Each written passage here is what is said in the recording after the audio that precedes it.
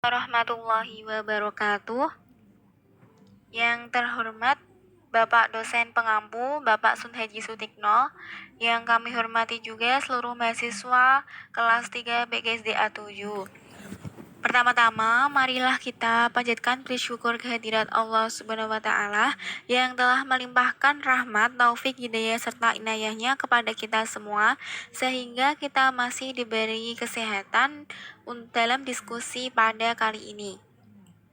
Kedua, sholawat serta salam tak lupa kita haturkan kepada junjungan kita Nabi Agung Nabi Muhammad SAW. Semoga di yaumul kiamah nanti kita diberi syafaatnya. Amin. Lalu yang ketiga, kami dari kelompok 9 yang beranggotakan 1. Ayo Rosa Indah, 2. Zakiatul Ayuni, dan yang ketiga Wulan dari Iftita, kami akan membahas tentang peranan NU dalam kehidupan berbangsa dan bernegara. Pada diskusi kali ini, poin yang akan kita bahas yaitu 1. NU dalam masa penjajahan, 2. Peran NU masa kemerdekaan dan resolusi jihad, yang ketiga NU pada masa Orde Lama, Orde Baru, dan masa reformasi, dan yang terakhir NU pasca kemerdekaan. Langsung saja, kami akan membahas tentang NU dalam masa penjajahan. Menurut Kyai Haji Hasyim Asy'ari, dalam konteks melawan penjajah Belanda, memberikan fatwa jihad mempertahankan tanah air Indonesia, yaitu hukumnya wajib atas seluruh orang yang berada di wilayah negara Indonesia yang diserang musuh penjajah kafir Belanda. Sebagaimana firman Allah dalam surat Al-Baqarah yang berbunyi, dan perangilah di jalan Allah orang-orang yang memerangi kamu, tetapi janganlah kamu melampaui batas. Nah, dari dasar Al-Quran ini, maka NU bersepakat bahwa jihad memerangi penjajah Belanda hukumnya wajib.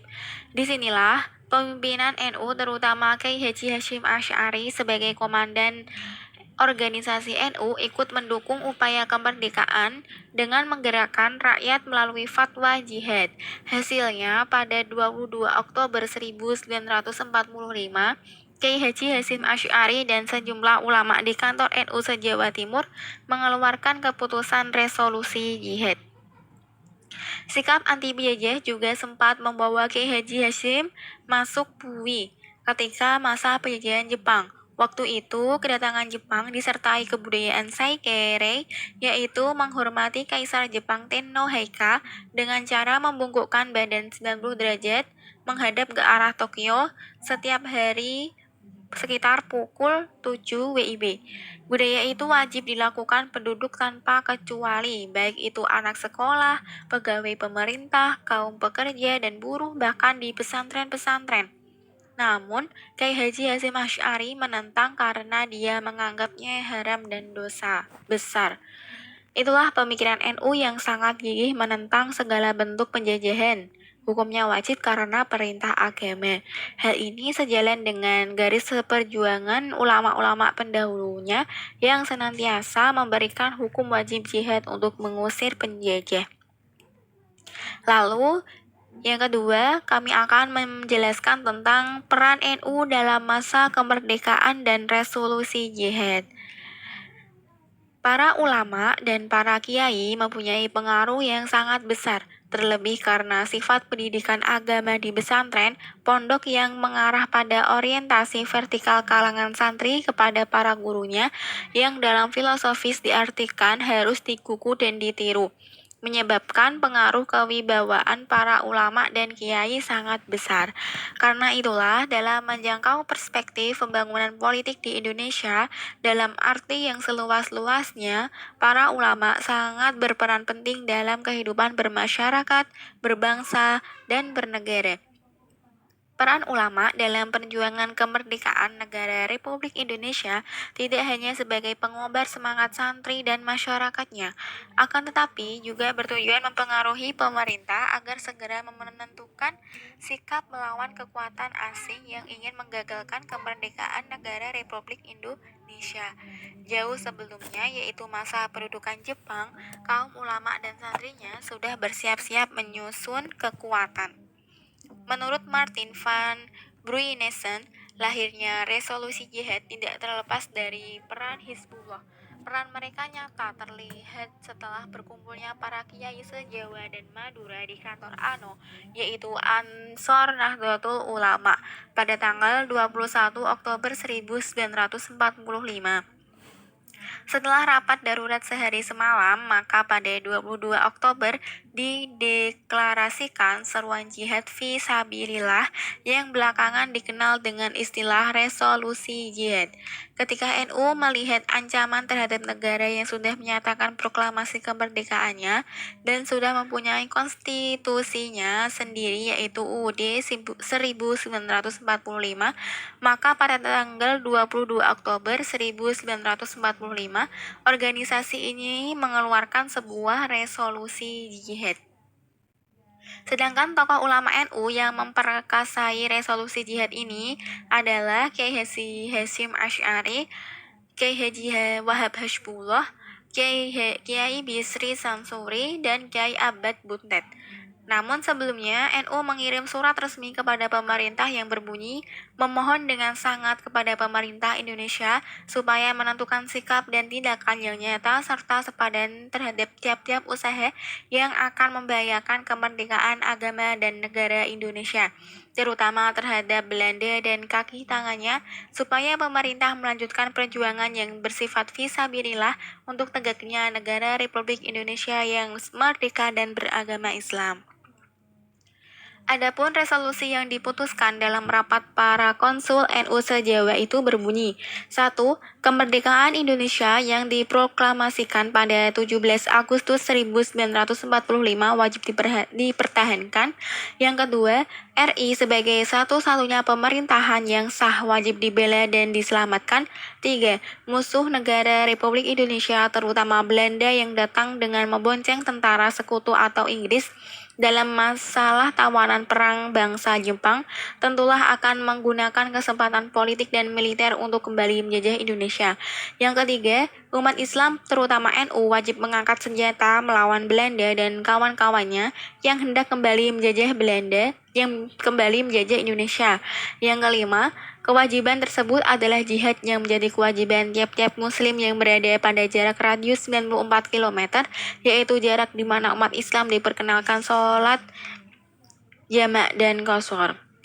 Resolusi jihad tersebut akhirnya mampu membangkitkan semangat arek-arek Surabaya untuk bertempur habis-habisan melawan penjajah. Dengan semangat takbir yang dipakaikan oleh Bung Tomo, maka terjadilah perang rakyat yang heroik pada 10 November 1945 di Surabaya.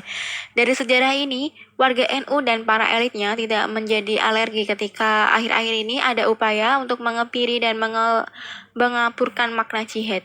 Resolusi jihad yang diserukan Kiai Haji Hasyim Asy'ari sebaiknya diingat kembali untuk memberikan motivasi kepada generasi muda dalam mempertahankan kemerdekaan dan kedaulatan bangsa dan negara. Selanjutnya yaitu NU pada masa Orde Lama, Orde Baru, dan masa Reformasi. Untuk yang pertama ada pada masa Orde Lama. Islam telah menyebar luas di Indonesia sejak abad 13 hingga 19 yang semakin menyebar ke seluruh wilayah Indonesia. Pada abad ke-13, pesantren mulai ada di tiap wilayah. Ketika abad 20, dunia santri semakin menyerap dunia abangan. Dari hal-hal tersebut, usaha reformasi Islam dimulai pada abad 20 dengan tujuan untuk melaksanakan ajaran Islam secara lebih benar. Kemudian pada tahun 1912 lahirlah organisasi Wahabi, yaitu organisasi yang konsen pada pemikiran kaum Wahabi yakni kaum Muhammadiyah. Organisasi ini menganggap para kiai telah dipenuhi hal-hal yang bersifat tahayul dan bid'ah yang menyebabkan terjadinya stagnasi pada umat Islam. Lambat laun muncul pula Al-Irsyad dan Persatuan Islam Persia yang menolak tahlil ziarah kubur selamatan saji yang dianggap syirik dan bid'ah. Menurut Musa, pada tahun 2007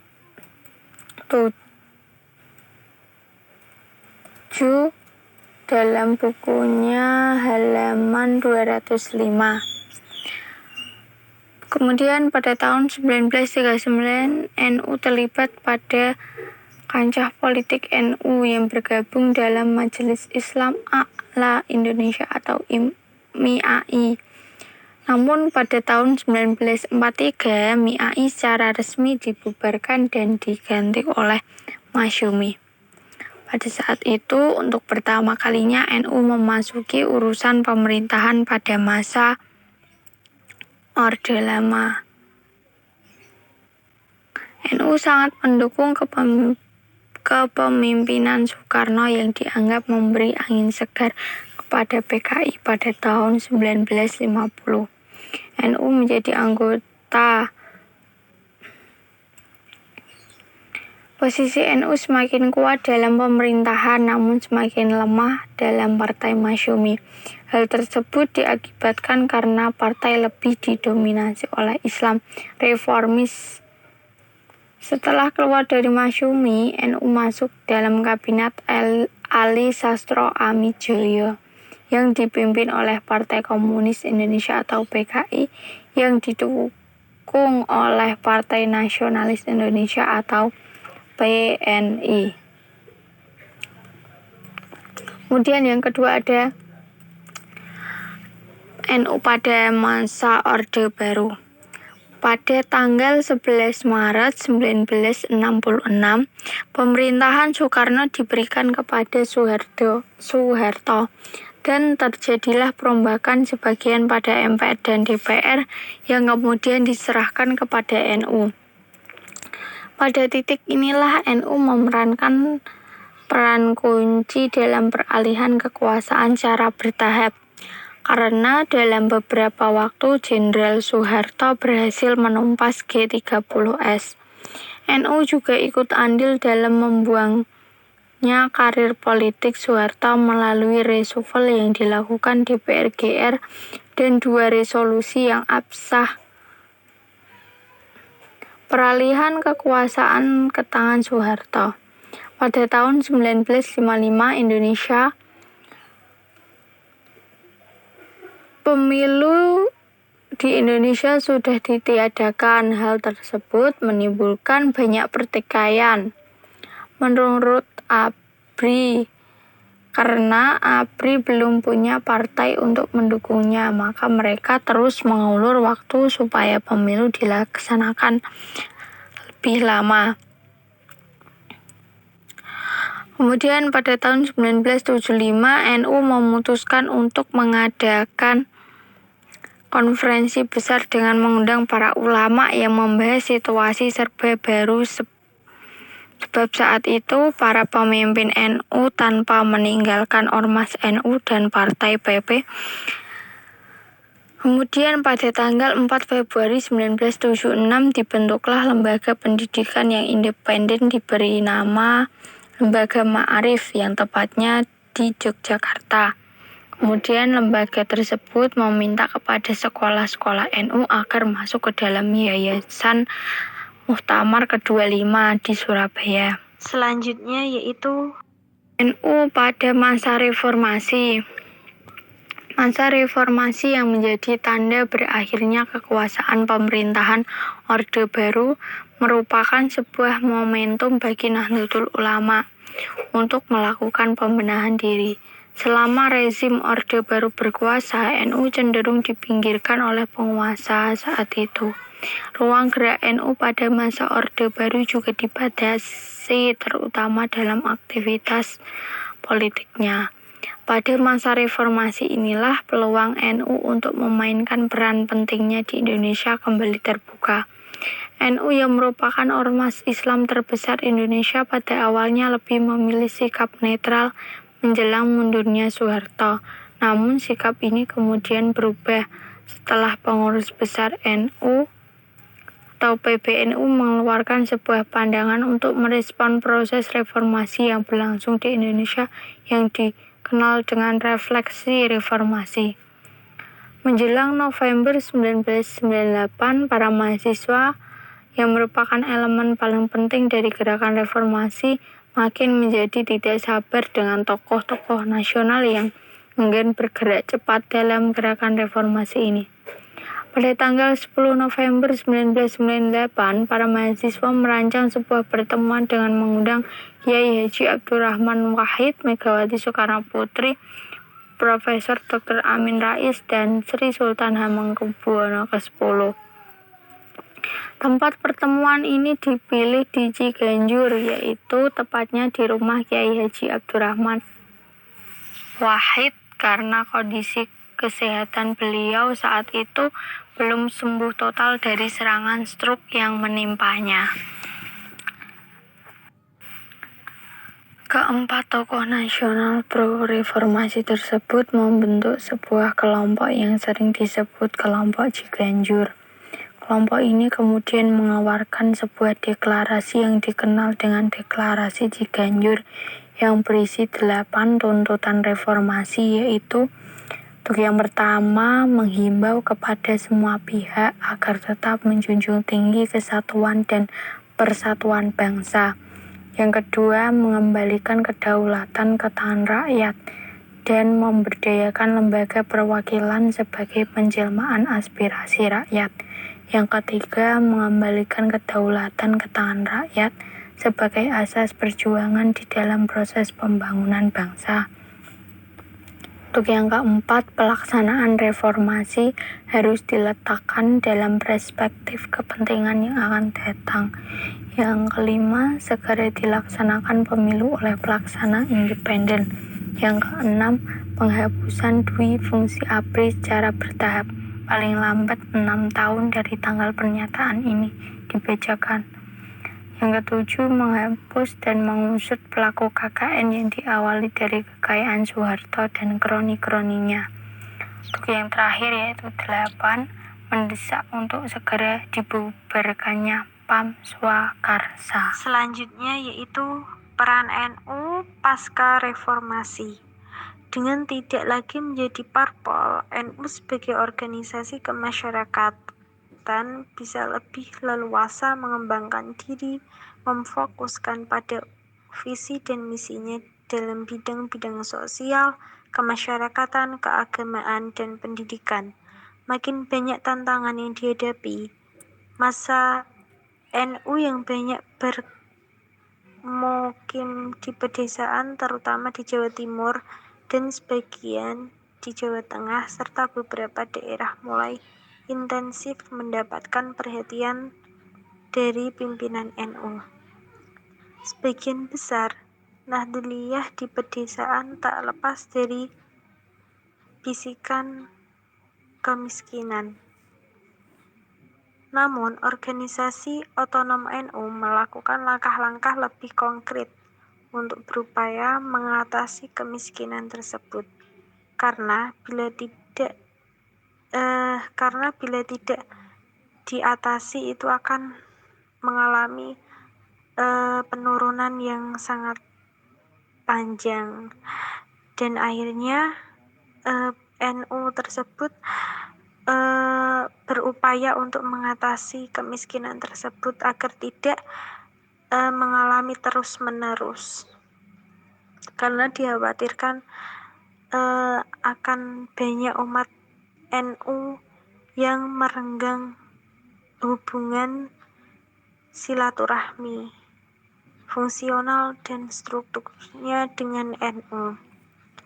Organisasi-organisasi otonom NU adalah Muslimat NU.